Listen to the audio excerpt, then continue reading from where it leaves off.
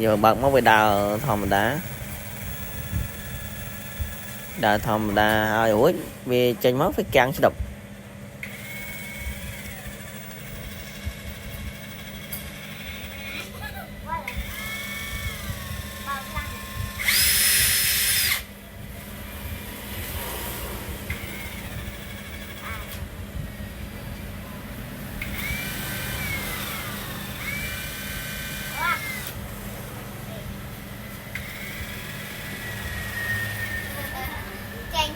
nè bà mất đập về lôi đây chật bay nó má gì đúng